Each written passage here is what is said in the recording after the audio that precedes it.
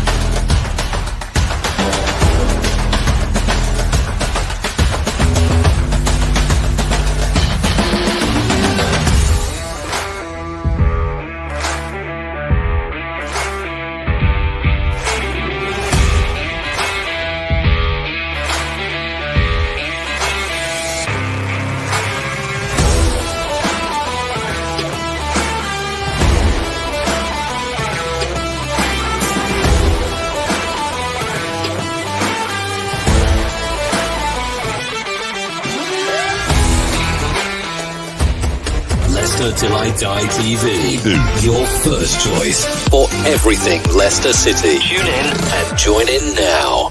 Right, Chris. Well, White, how are we doing? How the devil are we all? I'll tell you what, I'm feeling a bit better now.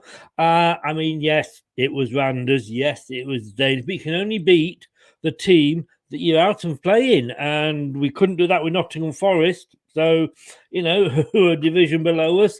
So we'll take it. We'll take it. 4-1. Is the tie over? You'd like to think so, but of course, 3 words. This is Leicester. So let's not take anything for granted. It is Leicester Till I Die TV. If you're watching on YouTube, please smash the likes and don't forget to subscribe if you haven't. It helps the channel out. And if you're listening on Catch Up on Amazon, Apple, Google, Spotify, Podcast Addict, and any other podcast platform, thank you very much for listening. This is where you can find us.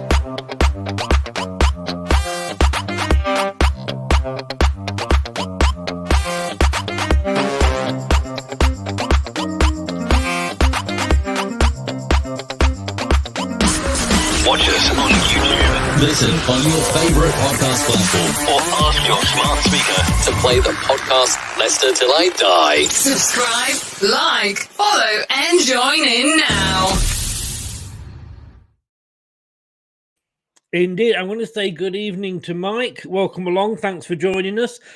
We haven't had any of your Chinese or my Chinese friends in yet, but the night is young. I'm sure we will before the end of the evening. Thanks for joining us, mate. It is. I know I'm being silly here because we've had more false dawns than a Tinder dating app, haven't we, really? With Man United and all the Liverpool. But I just got a feeling about this one. A couple of days ago, I thought Wolves might get revenge. I think we could do the double. What do you reckon?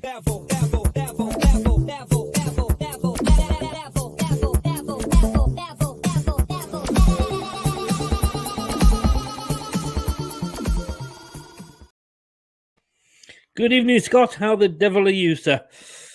Yeah, I'm good, thanks, Chris. How are you, mate? Yeah, not so bad, not so bad. I'd like to say we were late because of Gremlins. I think we were more late from a red bottom, but we won't go into that. I was on time, so anybody that's watching, I'll let you make your own conclusions from that.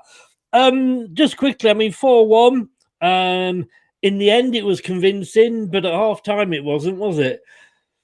No, it wasn't. To be honest, at half time I fell asleep. So about 20 minutes into the second half, I started watching again. Yes. It was just one of those that, to me, at half time, I thought that's it. You know, might get 2-1. That's about it. Yeah. I didn't see us getting the scoreline that we got, which, you know, thankfully we did get that to give us a cushion into the next leg. Yes. I mean, it that second half, I mean, it was like Leicester of the last couple of seasons, wasn't it? And like I said, I know you can't go too much, you can only say it's Randers, but, you know, Wycombe Wanderers, Newport, like I say, Nottingham Forest, and let's face it, Spurs had a little bit of a wake-up call against a really small team. So the fact that we're going 4-1, we needed that, didn't we, to take that into the next leg? Oh, yeah, definitely. It was one of those that, you know, it would have been nice to go in a bit more comfortably, especially with some of the attacking, some of the attacks that we created in the first half. Yeah.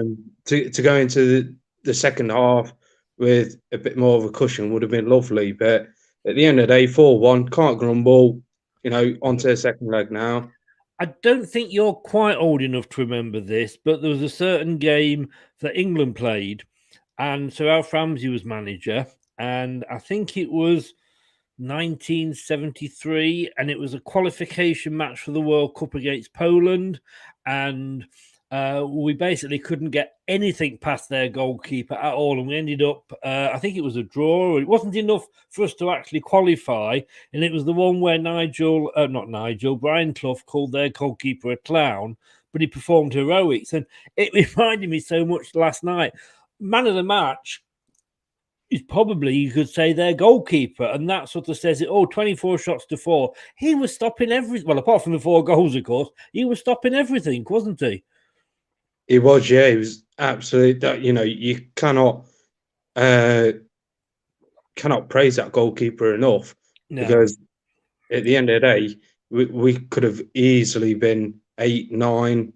Yes. The one that got me was, I think it was in the first half, at Harvey Barnes. Was it Harvey Barnes? Where he caught it with his foot. Yeah. I think that was KDH, I think, wasn't it?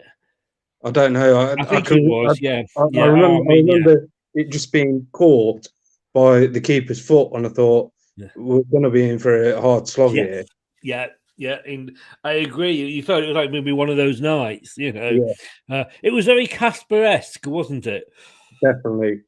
You know, but we're through. We've got to worry about that till next week. We can maybe sort of take it a little bit easy, maybe change the squad round a bit. It got quite a strong sort of team out there. The form of Barnes continues to. I don't know why Luke Thomas wasn't in. Is he not in the squad or something? And KDH, I'm not worried. I mean, if Tillerman goes, I think in Kieran Dewsbury Hall, I'm not saying he's the perfect replacement. We don't need to go out and spend millions and millions, do we? I don't think we do. I mean, don't get me wrong. I'd love to keep Tillermans at the end of the day. Yes. But like you say, I think with Kieran Dewsbury Hall coming into the fold now, he's starting to take the game by the scruff of the neck.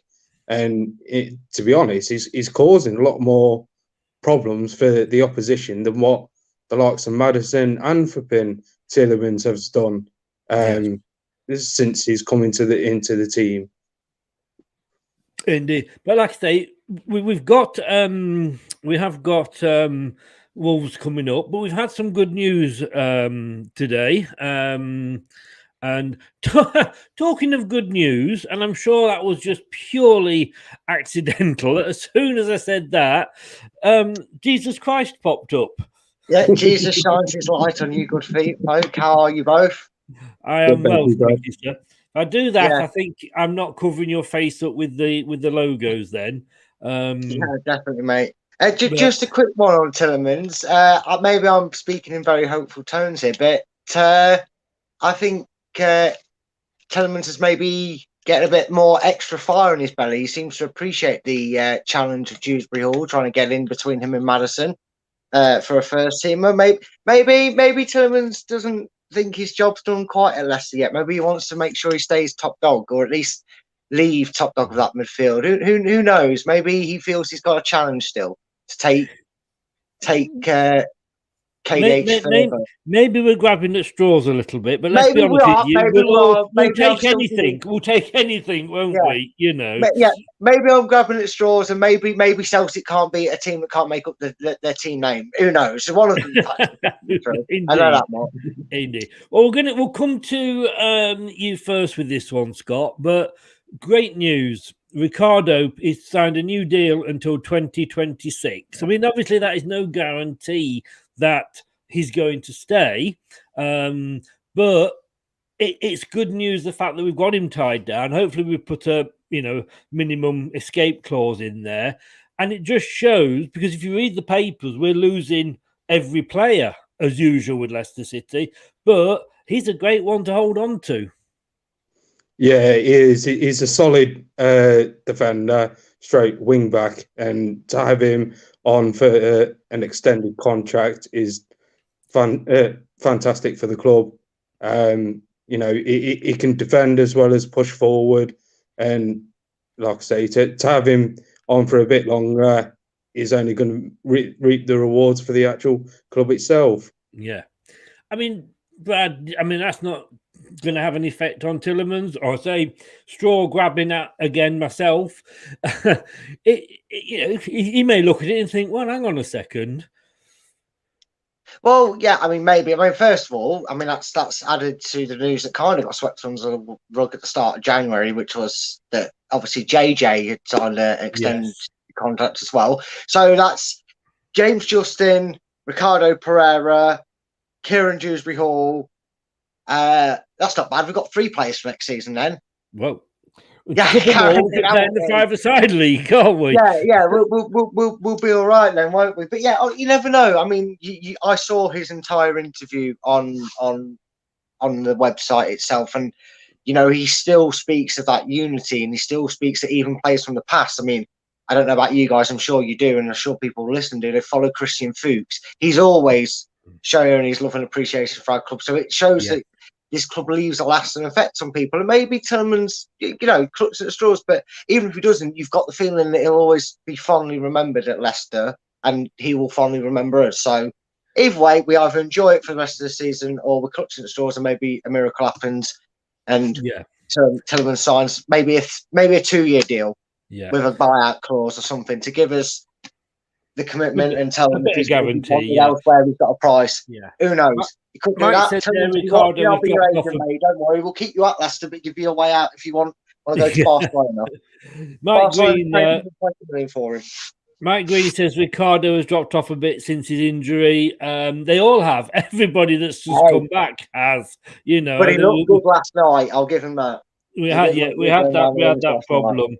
I mean, funnily enough, I'm on Talk Sports Sunday morning, 11:45, and the show that I'm on, they always used to joke at me about Christian Fuchs, that you mentioned him there, that he kept signing those 1-year extensions. He said, like, are you ever going to let him go? And I said, like, we are the Hotel California of the Premier League. Once you sign in, that's it. You don't go. You never leave. For me, I mean, we will go into Wolves in a second, but Scott, I mean, I don't get this with people saying all about loyalty. I mean, he's not a Leicester player. He doesn't owe Leicester anything.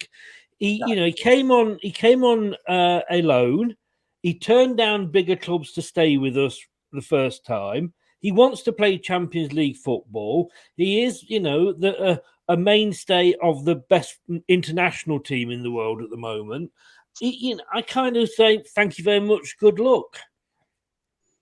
Yeah, I can't disagree with you, Chris. At the end of the day, what Tielemans has brought to the party and brought to the the team itself and, the contributions that he's made throughout the time that he's been with us, whether it's been on loan or on a permanent. We've achieved so much with him.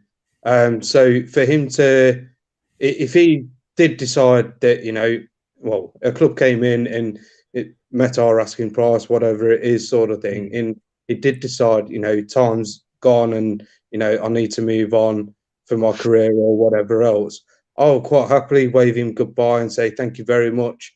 You've been a credit to the club. I mean, Brad, my noise with some of the players when they've left, it was like Kante. I mean, as good as he was, and if he was in here now, I'd have his babies. Absolutely brilliant player, of course he is. But he couldn't wait to leave, and it took him a while to turn around and say thank you. But Tielemans is giving it his all, isn't he? He's not giving up. He's putting in. Yeah. Yes, he's having bad performances, of course. Not saying he's not going to, but generally speaking, he still does that. The hearts, when he gets a goal or something. So yeah, he's doing it the right way, really. Yeah, he is. And look, obviously every Leicester fan out there would have loved Tielemans to commit a 10-year contract to Leicester and honour it all the way through, and he ends his career here. Every club wants a player like that to be at their club for as long as possible. No doubt, and I'm not comparing him in levels of ability or talent, but I'm making just a comparison here. It's like Aguero when he left Man City. You kind of got to the point with Aguero where you felt he was always going to see his career out, and I know, unfortunately, what happened with Aguero, it's very sad that happened, but the point is that you always thought he would see his career out then at that point at Man City, but he never had. Even though he had a lot of love and cherished memories with Man City, clearly, he obviously had aspiration to play for a team like Barcelona, obviously. So that's why he made the move. And obviously he felt with Pep, he wasn't going to get the time in the Premier League. He wanted one last crack probably to be a main man. We've seen with the likes of Suarez and Messi, etc. in that division that they're not afraid to put a 30-odd-year-old up front to do it. So, you kind of get that with Tielemans. Obviously, he's a lot younger, but it's very rare you get a player that leaves your club in the right way that, like I said, leaves you feeling that he's going to leave this club with only fond memories of it. There's not going to be no sour aftertaste. There's not going to be no snide digs like a certain Mr. Chilwell did. He's leaving us in a better place than when he took us over. But I want to move on to this, and again, I'll come back to you first, Scott. But Rodgers today, he says he's nowhere near finished at Leicester. Leicester boss Brendan Rodgers said he's loved every second of his time at Leicester and that he's on a journey that is nowhere near finished. Rodgers has been in charge of the Foxes since February 19, leading them to successive fifth-place finishes and winning the FA Cup. This season, however, has been more challenging, with Leicester currently in 11th position and 10 points off the European spot. I mean, I put out a thing earlier, Facebook, Twitter, Instagram, that it's funny how fickle football fans are. This time last year, and I think you may have said this as well, Brad, this time last year, fans were going mad. He's not going to Man United. How dare they come on? Get their own managers, blah, blah. Now it's, God, we want to get rid of Rodgers. We want to get rid of Rodgers. I mean, Scott, I don't know if you're a Brendan in or a Brendan out or a Brendan shake it all about, but I read that and I'm really happy that he's coming out and saying that. I'm sitting on the fence. Don't get me wrong, Brendan has done amazing while he's been here. Yeah. We've had our ups, we've had our downs with him, highlights, FA Cup, lows, just recently sort of thing. But you've got to take into consideration that he's had a lot of injuries that he's had to deal with over these periods where we haven't done so well. So, when you take that into consideration, is it really worth that him coming out, or do we hold on to him? Go on. Sorry, he said, Brad, progress isn't always linear.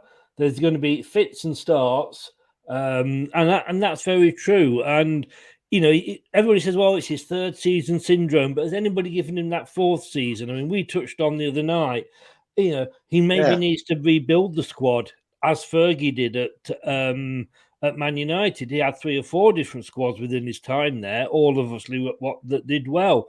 So maybe there is some rebuilding needs doing. But as you know, I'm a Brendan in, and I'll be the first. I mean, I called him after the West Ham game, Brendan Bellend for making that last minute, substitution.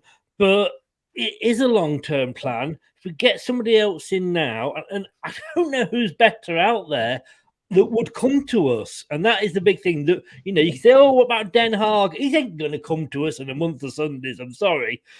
No, we have seen what happens when a manager comes for a big offer for a wage. His name sounds like Paolo Ancelotti.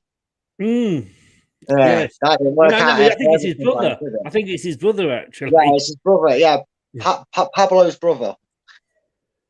But yeah, I mean, I'm in agreement. And look, I still don't like the fact that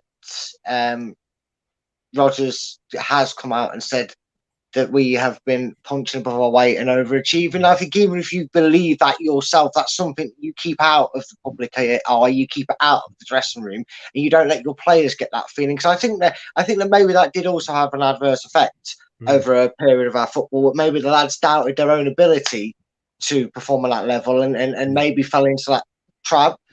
I don't think the call for Brendan to be out by fans has ever been correct. And I respect anybody's opinion for it, as long as it's not just, trolling or anything like that, and they're actually going to back up with a point. But I understand people's perspective of it, and we have had a frustrated season. But I also think that another thing that's taken into account is you've got to give a lot of credit to our owners, because when they first came in, they fired a lot of them, didn't they?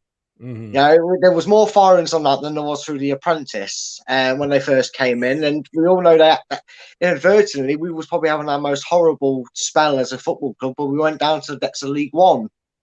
But we know the great story since then, and I think they've seen how it's affected other clubs. I think I ever said on here or on another show that I did, that if you look at it, the only managers that have got anywhere near the longevity we're used to seeing in the Premiership from successful teams, i.e. Ferguson, Wenger, is Pep Guardiola and Jurgen Klopp. And like you said, before, not just Rodgers, but certain managers only seem to get like a 3 to 4 year expiry date. Then you've got to chuck them out like mouldy milk. But I feel like Leicester, owners have maybe gone, well, I don't know, maybe we should give Brendan the chance. And I think they did before, and I think they learnt the lesson very much with Nigel Pearson, is the fact that they'd got rid of Sven, and we weren't particularly bad under Sven, but he had spent a lot when you look back, and we hadn't got into the playoffs. Nigel came back, got us into the playoffs. We lost terribly against Watford. We all know one day he was sacked. Well, one Sunday evening he was sacked, and an hour later he wasn't. But it was Top who sort of convinced his dad to let Nigel stay. And look what happened the next season. We walked the division. This is an interesting comment from Mike. Mike says here, you're not a top 4 side, so why your fans think you are is a joke. Now, Mike, are you talking about Leicester fans there or Man United fans? Because I think that particular sentence at the moment applies to everybody. I mean, Mike, if we look at, as I say, Mike, and I've said this, I'm not saying anything different. When you look at Man United before Ferguson, they were no better than Tottenham and Arsenal are now. They won the odd cup every now and again, but Liverpool were the dominant force. While you had Fergie, you were brilliant. I'm not going to deny it. Fergie's gone, and you're back to no better than a Spurs or an Arsenal. So, I think it works better on both sides. And I think the fact that Manchester United players think that because they had that success under Fergie, that they should we are now a top 4 side and we should be winning the league, and why aren't we? It took Liverpool 30 years to come back and win it, So do you agree with that, Scott? Yeah, I do. I think every Leicester fan will say that at the end of the day, we're not a top 4 side. We're nowhere near it. But realistically, there's no harm in trying to compete for them sort of positions. And I think that's ideally where Leicester's sort of limit at the minute is from sort of 10th place upwards towards the European places, and that's ideally where we want to be. So obviously, when we don't get results the way that we want them and things like that, we do seem to be disheartened and whatever. And sometimes tempers are frayed, especially towards the team and towards Brendan himself with some of the substitutions that he has made in previous games. Yeah. They're not a top 4 side, are they, Man United, any more than we are? I mean, we've had 2 5th place finishes, but if you look at the amount of money that we spent on our squad, 9th, 10th is probably where we should be. I mean, I know obviously then the fact that it doesn't work that way, but no, I think 9th, 10th is the minimum. That's like your seasonal objective. I think that's your minimum seasonal objective with what we've spent on the squad. But yeah, Mike, I just want to kind of double back what you two have already said, really, and just confirm that structure. I'm not sat here thinking, or any Leicester fan to my knowledge is sat here thinking we are a top 4 club. My point was maybe it's been misconstrued or taken out of proportion. I don't know.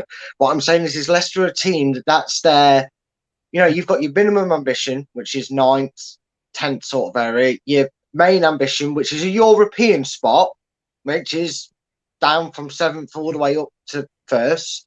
And then your big driving point and what we are as a club trying to build towards is the Champions League team. And here's the thing, Manchester United fans might be able to argue that they finished in the top 4. Maybe on paper that makes them what you could class a top 4 side, but what they are far from, and Man U fans are even saying it themselves, so don't come at me saying this isn't truth or not, because I've heard it from the eye. They're not a Champions League squad. Certainly not, let alone a Champions League winning squad. They've not got that caliber of Europe. They've dropped right off the pace in that competition. So whilst they're still finishing in the top 4 every so often, look where they've been getting to, Europa League finals. So they don't come on here also then trying to say that Leicester fans are suddenly saying we're top 4 clubs. No, what we want is European, and obviously the dream would be top 4. We get 7th, I'm absolutely elated, I'm telling you that now. Yeah. But Man U fans maybe need to also look at themselves and go, we're not actually a top 4 club because you never get out of the groups. You've hit the nail on the head here with this point, Mike. The expectations of the club have been heightened too much after the league win and the FA Cup. That's football fans for us. Like you say, you could say Man United been heightened too much by the success they had under Fergie. Yes, were Liverpool heightened too much under the success they had under the boot room managers? There was a succession of manager went, assistant manager moved up. He went, the next assistant manager moved up. As soon as they got Souness in and broke that, it started to go wrong. So, and all fans, I'm sorry, these days, all fans are quick to get on the manager's back. The interesting thing I must say is I was looking in, and you could argue it's only the Sun here, Scott, but the list of managers that are up for the chop in the sack race. I mean, you've got Rodgers, but you've also got Wreck-It Ralph at Man United. He's up there as well. So, it's all across the board. But moving on, and we have got this weekend, Wolverhampton Wanderers versus Leicester, and it is a 4:30 kickoff, the last match on Sky. We could do the double over them, Scott. It's been a while. I don't think we've done a double over a team this season. We could, and I hope we do. I'm just a bit sceptical about our defence, and probably not so much the mindset of the players, but the attitude of wanting to win the match. So to me, it's going to be a very intriguing game. It could go either way because Wolves have been sort of in and out of form just recently. But I'm hoping that, especially after I know we only played Randers, but after playing them and getting a comfortable result, hopefully we can take that and move forward sort of thing. And I mean, Brad, looking, where are we going here? Let me just move this on. First game of the season, we beat Wolves 1-0. And I guess, really, if we're honest and take off take off Brandon's glasses, Bamba's glasses, sorry, the blue tinted specs man. Even then, the signs were there. Had Wolves had their shooting boots on in that game, we might not have even won that. And I don't think when we saw them playing, we think, well, this is going to be the last clean sheet we're going to keep for ages. No, it was definitely one of them games that was very misleading in the sense that Leicester, well, if Adama Traore wasn't allergic to goals, so much so that he's so good at being allergic to goals that Barcelona brought him or loaned him or whatever the deal is. But yeah, it's going to be still going to be a difficult tie. Like we said, we haven't got a good record against Wolves at Molineux, frustratingly. But wouldn't it sort of also be typical of this season that just when Leicester start to find the form is after a performance in Europa League conference and we break the kind of the voodoo of Molineux and go and sneak a 2-1 win or something? I just feel like that's the sort of season we're having. You know, because when we don't expect us to win or struggle, we're going to beat them. Look at Liverpool at King Power. I don't know this is away from home, but wouldn't it be just that nobody expects? Well, it would be typical Leicester, wouldn't it? Yeah, like you normally say, mate. I just thought.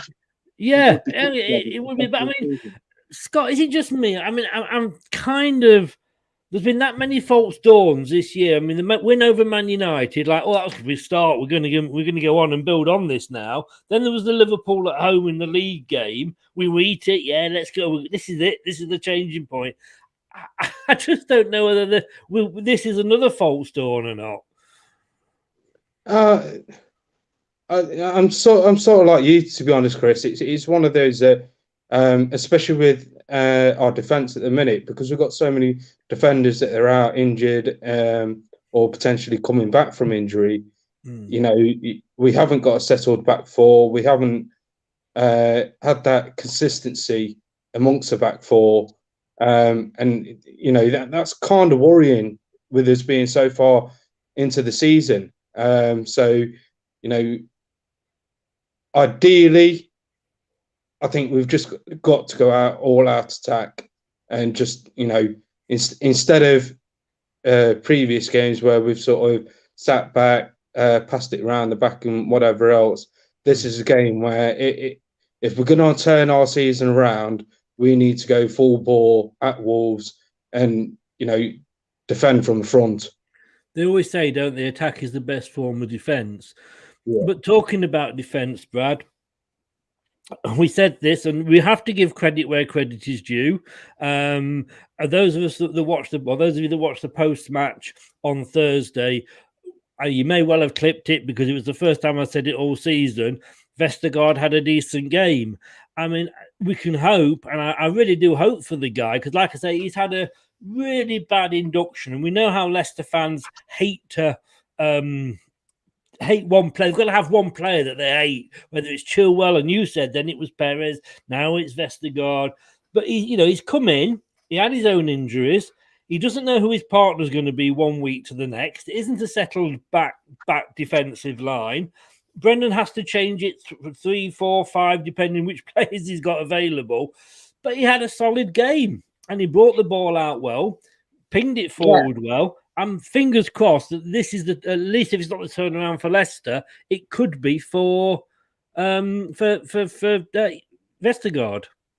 Yeah, and like I said, it's almost as if Brendan's stubbornness breaking in his tactical ploy has actually paid dividends more for the squad than we actually remembered, because that's what Vestergaard's strength is at. Give him the ball halfway into our half, like a back pass where he's got time on the ball, and he can get it out his feet and he makes some good passes.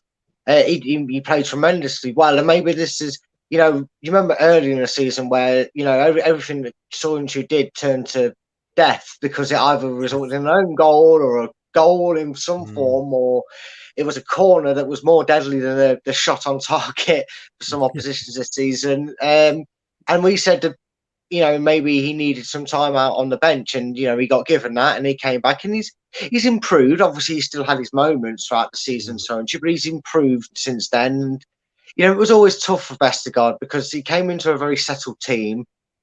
He was an emergency buy because of the injury to Fofana.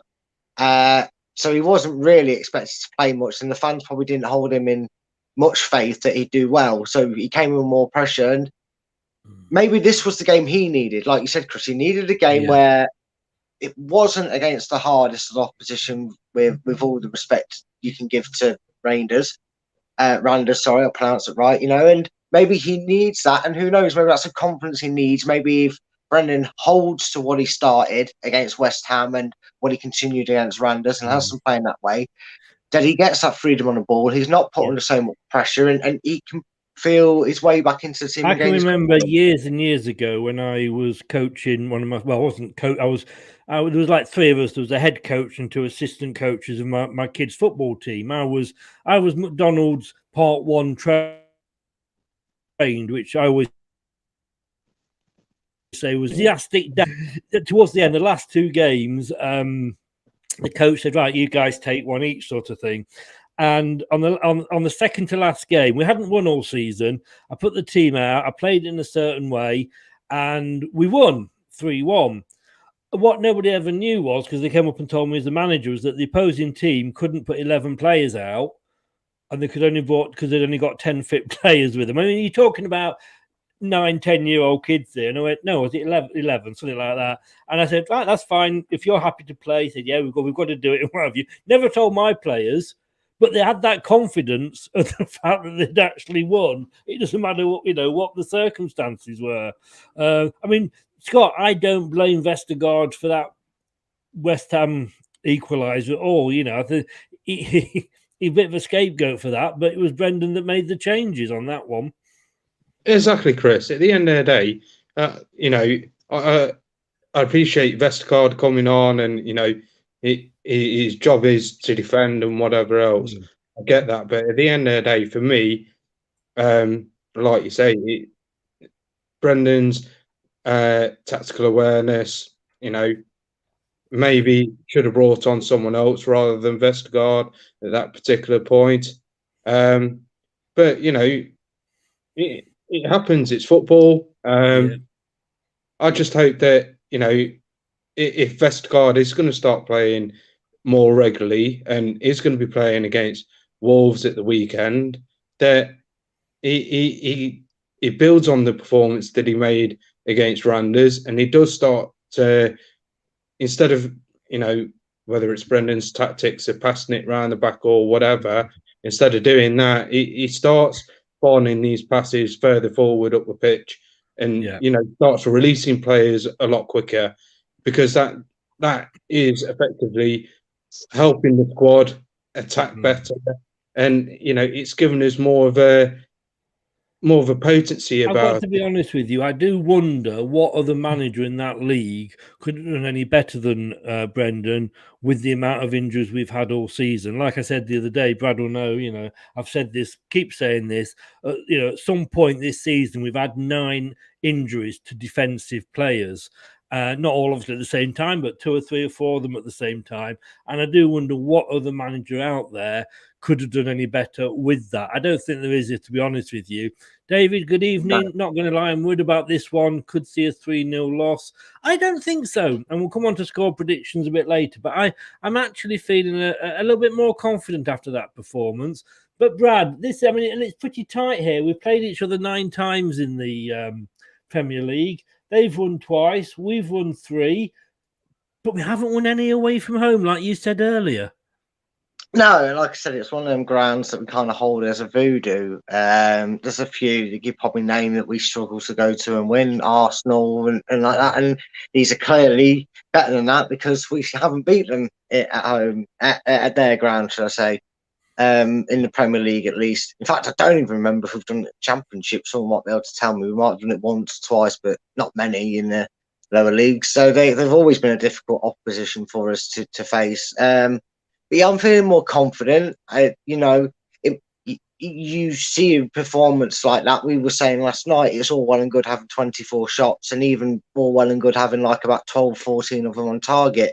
But you know, with the Leicester form they're on, if they come away from that from a 2-1 win, they might have been like, oh, well, they'd have been acting more like, oh, got the win, and that was lucky. We needed that. But now that you could see, you watch their interviews as well, that they're absorbing that result for what it is, and I'd like to think that we go in there with a lot more purpose.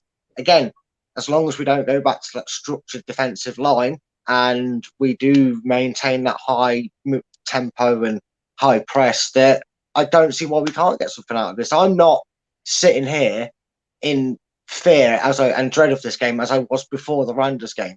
I mean, I said to you, didn't I, Chris? Yeah. At half time was the first time this season I actually went into it going, well, I'm still confident we'll win it despite that goal. And that's a feeling that we've not had all season. Yeah. So hopefully we can. Fingers crossed. Simon, how the devil are you, sir, from Premier Hotspur TV? I'm sure you've come in to give me a little bit of get a bit of revenge on me, because I just popped into Simon's channel before we went live here while I was waiting. And I think I asked him what he was doing last night, because they certainly weren't playing in Europe. I think we were. Sorry, Simon. Has to be said. Has to be said. I mean, you in that competition, you weren't even third, mate. You know, Charlie. Good evening. How are you? Roger zonal marking, bad substitutions, and insisting on playing Perez early on, and Madison when he wasn't fit have been the problems. Yeah, you know, I mean, you can say. I mean, he had 2 seasons where he got everything right. He's tried to maybe do something different with what he's got, because we have got a lot of injuries. Asking why he had to bring Madison back so soon. Maybe there wasn't any other players available, but I do get what you mean. Coming to you, Scott, this is the form. I mean, unfortunately, I did have to do this before the game last night, so it doesn't show the fact that Leicester have won at all last night, but we had a win on, we dropped the win off the bottom, so we're no better off. We still only won 1 in the last 5. Wolves aren't on a bad run of form, are they? No, they're not at all. And I think that's where we've got to.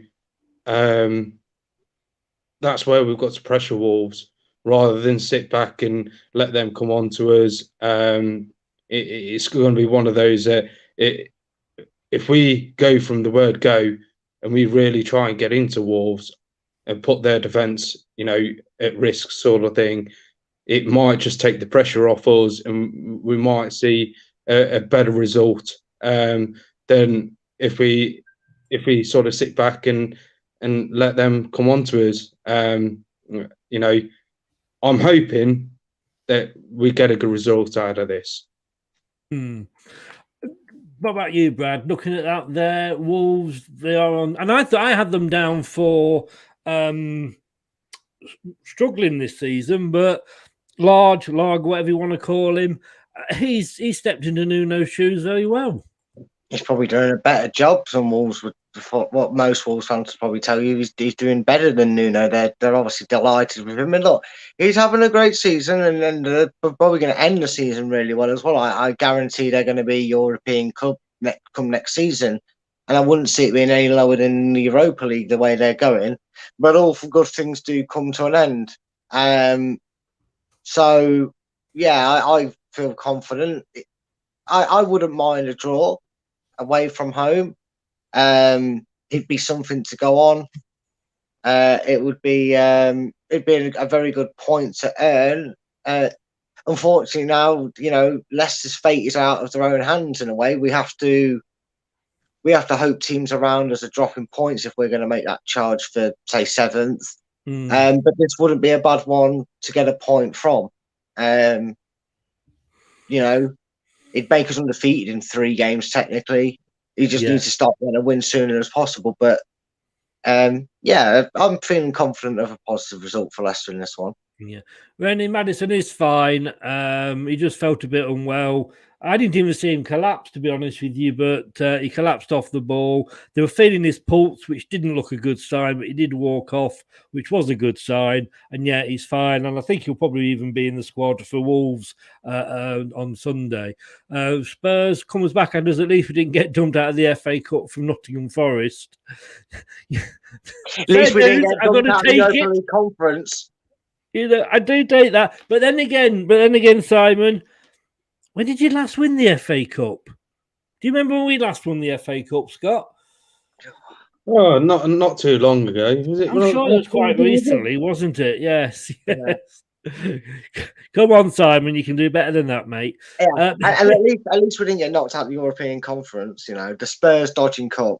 It's good to see your European passports weren't needed, lads.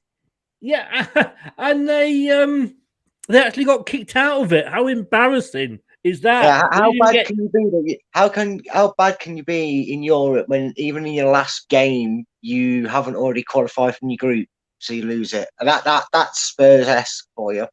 It is. That's the table, as you can see there, Scott. 11th for Leicester. We've got a couple of games in those, a couple straight ahead of us, but 27 points. I think in a normal season, we'd probably be sort of more down like 15th, 16th with our form. But, the table's a bit odd at the moment because everybody's played different games. But Wolves 10 points ahead of us, and well done to them. They've won 11.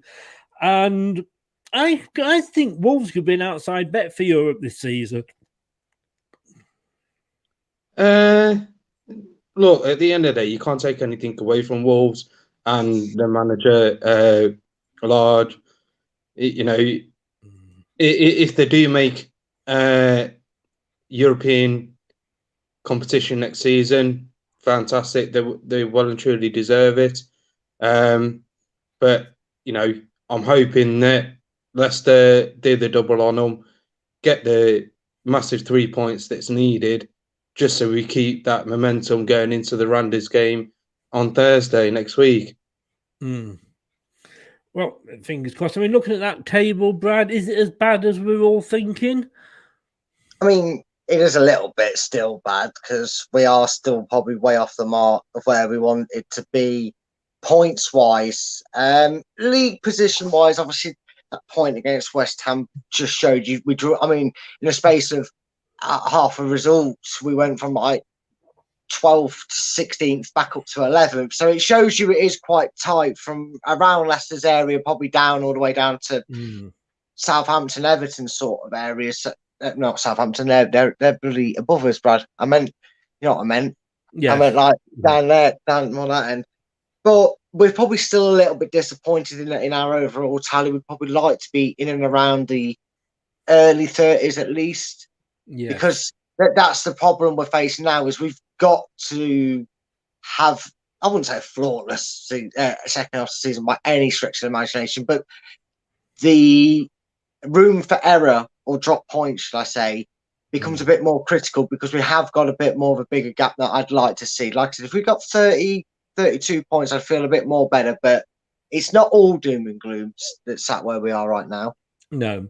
I mean, Scott, we're 10 points off a possible European place. We're 10 points off the bottom three. So I don't think we're in danger of going down at all. But I think, as I say, for me, I'm kind of looking at this league now thinking, well, we're joint favourites to win the Conference League. That means nothing because we're joint favourites to win the Europa League, of course. And it's just one of those seasons when nothing's gone our way. We've had two really good seasons. We're having you got to say an average season. I don't think we've had a bad. If we had a bad season, we'd be down where we were under Ranieri at this stage, which was 17th, 18th. We're not. So you got to say it's an average season, and sometimes they just happen. Yeah, they do, Chris. You know, when you look at the heights of when Brendan took us over from, was it 2018 that he came in? And he got us up to 9th, and then 2 seasons that he's had a full summer transfer window, he's got us in 5th place. So, you know, you look at that and then look at all the injuries, look at obviously COVID and everything like that. And really, you know, looking at the table as it is, I'm not, don't get me wrong, I am a bit deflated that Leicester's not higher up in the table. But when you look at the, you know, the consequences and everything that we've had to come up against, realistically, yeah, I suppose we could be a little bit better. But you know, 11th place isn't so bad at the minute. We've still got a couple of games in hand. We could still move further up the table with the teams we've still got to play. Last time we were in that position of 11th, Brad, Puel was in charge. Yeah, and I think people need to maybe remember it was a lot worse. Although the football recently had been, up until last night, and like I said, against West Ham, had been reminiscent of the Puel era, and that was probably frustrating fans more. It was kind of like fans were trying to say to Brendan, mate, we've seen this. We can't do this football for whatever reason. Don't try it. It doesn't work. It's not the Leicester way. Go back to what you were doing last season, please. And I kind of get it. Maybe Brendan felt with the drastic things that happened with the club, i.e. with the injuries, etc., maybe he felt drastic measures were needed with what was available to us week in, week out, which wasn't a lot. Let's face it. So you can understand maybe why Brendan wanted to do something. So we had an emergency plan B. Unfortunately, the emergency plan B was nowhere near as good as he probably hoped on the pitch. So as long as lessons are learned now, though, I'm looking forward to what's coming ahead. Yeah. Burnley keeps saying, Dan keeps saying that Burnley, we were second half of the season sort of team. It isn't over by a long chalk, and a lot can happen, and we have got players coming back.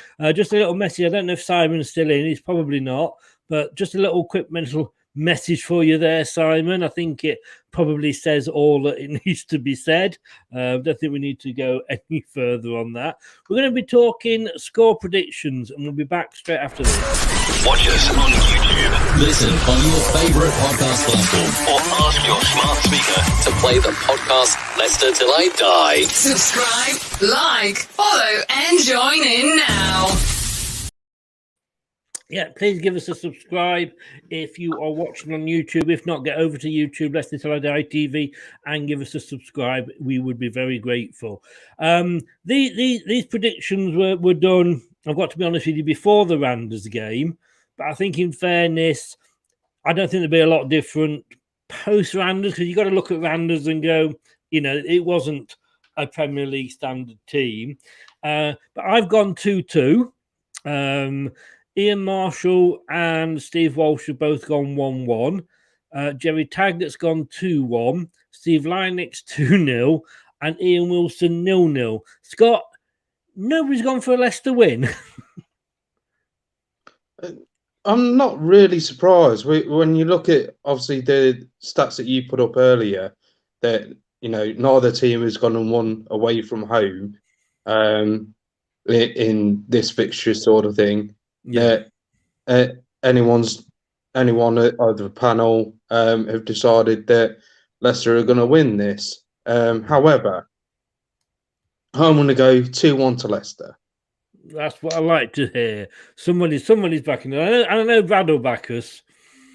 Yeah, I do. I think this would be the best way to kind of give a perfect league response to show that we're going to play a way that gets us back to our best and what Leicester fans are used to seeing.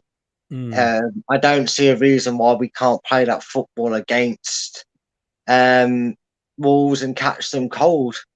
I'm going to go even bolder than you, Chris, and you, Scott, and I'm going to go for a Patson Daka double in a Leicester 2-0 win, clean sheet and all.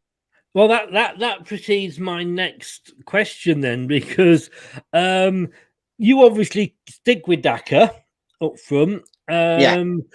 And I'm not even going to say pick a team, because I just don't know what the defensive line is going to be like. I've given up on picking the starting 11 because you don't know. You know, let's face it, we could have Jamie Vardy comes back fit and it puts him in defence. So we can't say. But certainly the front. Do you see it as a front three or a front two? I'm going to stick with you first, Brad, because you've already mentioned Daka. I think he sticks as a front three. I think you know, again, it was an impressive performance by the likes of Barnes, Lootman, and Daka, and even in the action when he comes on, I think we've got to the expectancy now that when it's a one man up front, it's going to be Daka over Iheanacho quite clearly. So yeah, I just don't see how Daka's not in that team.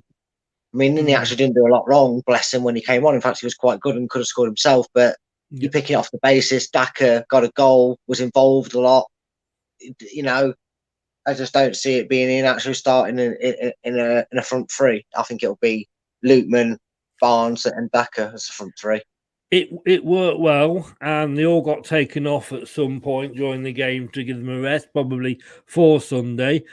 Agree with that, Scott? I mean, like we said, when Iheanacho came on, he did look good and nearly set up Lookman. Yeah, I do agree. I don't see Brendan changing that, or at least I hope he doesn't change it. I do understand that Iheanacho, when he does come on, he can change a game. But I think for him to start a match, especially with the form that Daka does seem to be in just recently, all right, he might not be scoring all of the time, but he's creating chances for other teammates. So for me, Daka still gets in front of him, and I think, like Brad has said, putting Lookman and Barnes on either side of him just gives us that bit more attacking presence. He does, yeah. And hopefully he'll be able to pin back their defence to be able to give us more chances. Yeah, no, agree totally. If Mike's gone 2-1 Wolves, and yeah, I've got to. There's a team that I'd rather be playing now. I've got to be honest with you. Scott and Brad, thank you both so much for coming on. Hope your son's okay, Scott, and Brad, thank you for jumping on as well. I'm going to be over on Turf Moor at 9, Turf Moor House TV with a prediction show, and then it's me and Brad back Sunday afternoon. Forget Songs of Praise, 7:30. Let's hope we're talking about a Wolves win, Brad. Thanks very much, guys. We're not talking about a Wolves win. Did I say a Wolves win? Yes. Oh, yeah, God, that's a fraudulent slip, isn't it? Yeah, I'll get blamed now. Yeah. Remember, Chris, no watch along. All I'm saying is, didn't do a watch along. We're not lost. No, this is well true. Mike agree. Yeah, this is my community service on a Friday night. I have to go over and go on Dan's show. It's part of my community service. Brilliant. Right. Thanks, guys. Speak to you soon, Scott, and I'll see you, as I say, instead of Songs of Praise, hopefully discussing a Leicester win, Brad. Yeah, take 2. There we go. Well done, Chris. Yeah, it's my age. Just blame my age. Just blame my age. Thanks, Scott, guys. Speak to you soon. See you later. Cheers a lot. Oh, there we go. Thanks to the guys there for that. So let's just go through some comments here. Facebook user, not sure who you are, but today's boys with the announcements. Hopefully others will follow. But Tillemans, however you spell it, I think we've accepted he's off. But awesome news. I think he is going to be off, unfortunately, but he goes with our good wishes. So let's just have a look, because I let the guys go before I did this, because otherwise they'd just be sat there staring at the screen. But let's have a look at some Did You Knows. Let me just get this onto a screen where I can read it. So where are we here? There we go. 100%. So Leicester City have kept a clean sheet in each of their last 5 league meetings with Wolverhampton Wanderers. Jason, good evening. Sorry, you caught me laughing there. Leicester have kept. I was going to say this again here. Leicester have kept a clean sheet in each of their last 5 league meetings with Wolverhampton Wanderers. I've got to play this. I really have.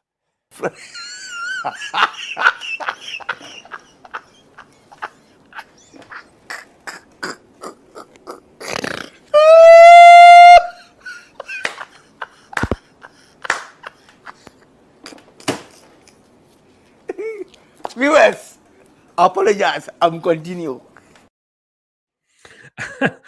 had to be done, I'm afraid, guys. Haven't seen him for a while. Nice to have him back. Clean sheet. Well, God, I tell you what, I don't think if we were sponsored by Andrex, we could keep a clean sheet.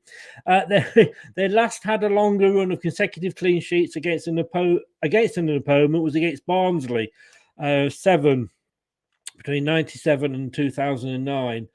While Wolves had a longer run of failing to score against the side versus Brighton and Hove Albion between 80 and 84. Do we think we're going to get a clean sheet? Oh, no, we're not. Oh, yes, we are.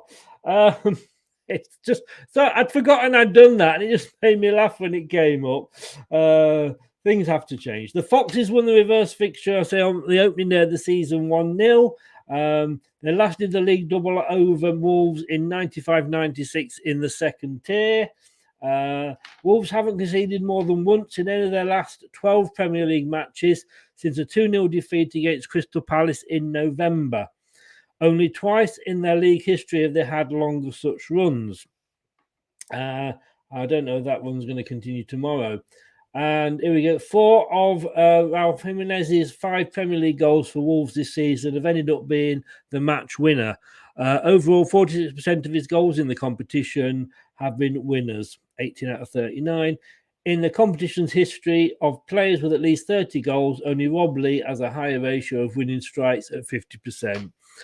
You don't think he could sort of just catch COVID before Sunday, do you? Not that I'm wishing him ill. I'm wishing him ill at all, of course. There are Deportivo playing this weekend. You're the expert on the Deportivos, Mike. You know. And it says I haven't changed the slide. No, I was reading it out as well, but there you go. There you go. So if you haven't actually, if you don't know what Dan's talking, sorry, Dan, if you don't know what Mike is talking about regarding Deportivo, go onto the Leicester City website. The Leicester Till I Die website on YouTube. So Leicester Till I Die TV. Go onto YouTube, look under latest videos, and it's a funny old game, and it was a quiz that Mike was in. Let's just have a quick reminder show.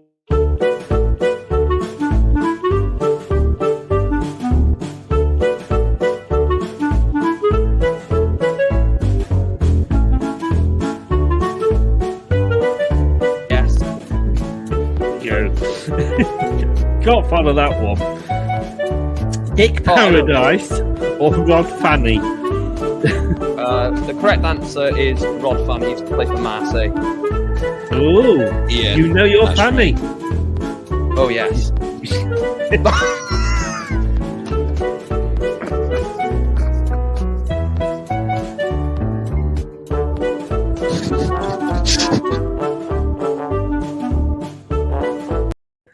And it went on like that for most of the quiz, I'll tell you.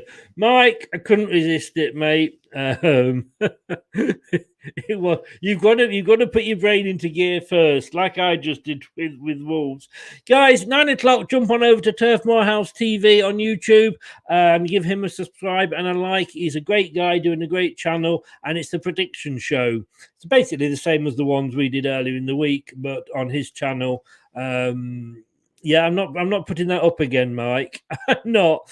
I don't know if I can really move that, but yeah, it's going to be a good laugh. And please, like I say, thank you for watching. Thank you for joining in. Thank you to Mike for coming in and modding. Really do appreciate it, Mike, and giving up your time. And please, if you say you're on YouTube, Leicester Till I Die TV, give us a subscribe, smash the likes as well. And if you are listening on Catch Up, and listening rather than watching on your favorite podcast platform, including Amazon, Apple iTunes, Google, Spotify, and Podcast Addict. Thank you so much. The podcast goes from strength to strength. I'm off to have a rub down with the Daily Mail, and I will see you at 9 o'clock over on Turf's channel. Good night, and remember, don't do anything I wouldn't do. Leicester Till I Die podcasts on the Apple iTunes, Spotify, Google, Anchor, and all podcast platforms. The Leicester Till I Die shop is now open. For all your Leicester Till I Die merchandise, visit the Leicester Till I Die shop at our website. Thanks for watching Leicester Till I Die. This is Chris saying goodbye and see you next time. That's all, folks.